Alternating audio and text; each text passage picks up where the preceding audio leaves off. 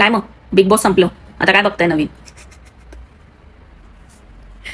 सगळ्यांना सवय लागलेली ना बिग बॉस मराठी बघायची.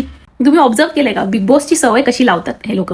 गेल्या वर्षीचा सीझन एवढा टॉपला का होता? कारण त्याच्यामध्ये 3 इन्फ्लुएन्सर होते आणि ते टॉप 5 मध्ये होते, त्याच्यामुळे त्याची टीआरपी इथपर्यंतच राहिलेली. ठीक आहे, यावर्षी काय केलं ह्या लोकांनी? 1 महिनाभर सगळ्या इन्फ्लुएन्सर लोकांना ठेवलं. ठीक आहे, तोपर्यंत आपलं माइंड, बॉडी, सोल सगळं यूज टू झालं बिग बॉससाठी. आता पुढे काय होणार, पुढे काय होणार, पुढे काय होणार, कोण जाणार, कोण राहणार.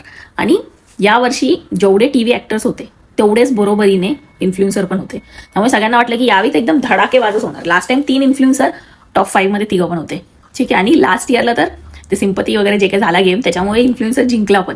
तर लोकांना काय वाटलं यावर्षी पण असंच होणार, कोणतरी इन्फ्लुएन्सरच जिंकेल. म्हणून यावर्षी ऑडिशनमध्ये पण भरपूर इन्फ्लुएन्सर होते. सिलेक्ट पण वेगवेगळ्या जिल्ह्यातली लोक झाले, जेणेकरून प्रत्येक जिल्ह्यामध्ये टीव्ही चालू झाला पाहिजे आणि बिग बॉस चालू पाहिजे आणि टीआरपी टॉपला पाहिजे. Strategy 1 number. तर विनर जे झालं ती व्यक्ती तर कोणाला आवडलीच नाही बऱ्यापैकी. ओके, ठराविक लोकांना ती आवडते पण ठराविक लोकांना नाही आवडत. आणि मला पण खूप जण कमेंट करत असतात की ज्योती बिग बॉसमध्ये जा, कशाला जाऊ हारायला.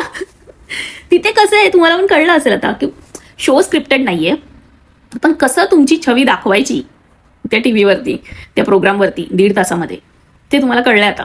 की तुम्ही कितीही खरे असाल तरी जर तुम्हाला काहीतरी असं किडेकांडी करतानाच जर तुम्ही दाखवायचं आहे टीव्हीवरती त्या 1.5 तासाच्या एपिसोडमध्ये, तर तुमची ती छवी दाखवली जाणार.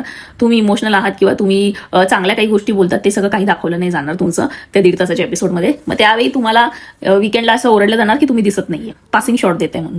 कारण तुम्ही काही इंटरेस्टिंग राडागिरी करत नाहीये. जोपर्यंत तुम्ही राडा करणार नाही तोपर्यंत तुम्ही त्या 1.5 तासात दिसणार नाही. आणि जर राडा केला तर नंतर परत विकेंडच्या वारला शिव्या पण खाणार की तुमची भाषा बघा, तुमची शैली बघा, तुमचं हे बघा, तुमचं ते बघा. आणि काही लोक तर एवढं बिग बॉसमध्ये असं होतात की नाही, सभ्य, सुशिक्षित, सुसंस्कृत लोक जिंकू शकतात, पण त्यांनी काही टीआरपी नाही दिली. मला तर बिग बॉसमध्ये जायचं ना तर धिंगाणा पाहिजेच यार, त्याशिवाय माझ्या थोडी येते. म्हणजे धिंगाणा करतात त्यांना हे लोक जिंकवत नाही. जे लोक टीआरपी सगळ्यात हायस्ट देतात त्यांना हे लोक जिंकवत नाही. हे सुसंस्कृत सभ्य लोकांना जिंकवतात. मला तर काय आवडलंच नाही बाबा. माझे तर फॉलोवर असे आहेत ना, ते अजिबात सुसंस्कृत सभ्य तर नाहीच. काय मग मी हारणार ना म्हणून मग मी जात नाही बिग बॉसमध्ये. आपल्याला तर बाबा फुल राडाबिडा लागतो. आणि मग नंतर येऊन तिकडे मग काय माहित ते काढून टाकणार काहीतरी, तुम्ही असं बोलता, तुम्ही तसं बोलता. मग आम्हाला तर असंच आवडतं बोलायला. आता बिग बॉस तर संपलंय. आता काय बघताय तुम्ही? कोणता कोरियन ड्रामा वगैरे बघताय किंवा काही? कारण बघा बाकीच्या सिरियल तर कोणी बघत नाही. सिरियलमध्ये काय चाललंय ते कोणाला माहित पण नाही. बिग बॉसमध्ये पण आलेले असे काही सिरियलचे होती लोक, त्यांना पण कोणी ओळखत नव्हतं, त्यांना नंतर बिग बॉसमध्ये गेल्यावर ओळखायला लागले. आपण बघतो सगळ्या रील्सवाल्यांना, आणि रील्सवाले तिकडे गेले म्हणून बिग बॉस बघायला लागलो, आणि रील्सवाल्यांनाच काढलं. आणि विनर पण काय यार, रीलवालेच होते जे लोक टॉपमध्ये होते. खूप लोकांनी मला असं डीएम कमेंट करून हे पण सांगितलं की अगं वोटिंगच्या इकडे दिसत होतं की नंबर 1ला कोण आहे, आणि त्याच व्यक्तीला काढून टाकलं डायरेक्ट रनरअप. म्हणजे काय बोलायचं आता. त्याच्यामुळे असं वाटतं की मग जर सगळं फिक्सच आहे, ठरलेलंच आहे, तुमची इमेज, तुमचं PR सगळं तुमचं ठरवणार इकडे बाहेर की तुम्ही खूप चांगले आहात, तुम्ही असं, तुम्ही तसं. म्हणून मी एकाला कमेंटला रिप्लाय पण दिलेलं की आधी फेमस व्हावं लागणार, कोणत्या तरी सिरियलमध्ये, टीव्हीमध्ये काम करावं लागणार. मग त्याच्यानंतर जेव्हा आपण रील स्टार नाही, काहीतरी इंटरनली त्यांच्याच टीममधली लोक असू तर आपण जिंकू असं मला वाटतं. कारण लास्ट टाइम आहे ना, सूरज जिंकला म्हणून सगळ्या इन्फ्लुएन्सरला वाटलं की आय थिंक आता इन्फ्लुएन्सर लोकांचा चान्स आहे जिंकायचा, पण यावेळी डिच्चू दिला. पण यावेळी चांगलं खेळून पण इन्फ्लुएन्सर लोक ना दिसले, ना त्यांना जास्त स्क्रीनिंग टाइम मिळाला. पुढच्या वर्षी कोण कोण जातं इन्फ्लुएन्सर, कोणाला घेतायत नाही घेतायत का काय माहिती काय होतंय.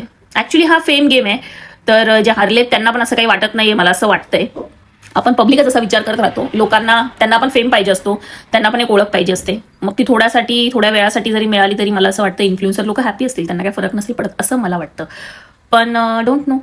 सो चला, माझं आता कलेक्शन बघा शीनचं जे मी अपलोड केलं ते, आणि तुम्हाला त्यातला कोणता ड्रेस आवडला तर नक्की घ्या. ठीक आहे.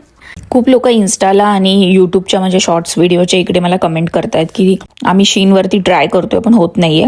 जसं मी आधीच्याही व्हिडिओत सांगितलंय की शीन ऍप्लिकेशन इंडियाला नाही चालत. तर तुम्ही इंडिया सोडून कोणत्याही दुसऱ्या कंट्रीज असेल तर तुम्ही यूज करू शकता. माझं प्रोमो कोड वगैरे सगळं मी कॅप्शनमध्ये मेन्शन केलेलं आहे. कारण माझं वॉर्डरोब तर पूर्णपणे शीनच्या कलेक्शनने भरलेलं आहे आणि खरंच बेस्ट क्वालिटी आहे. तुम्हाला कोणता ड्रेस आवडला नक्की मला कमेंट करून सांगा. खरंच.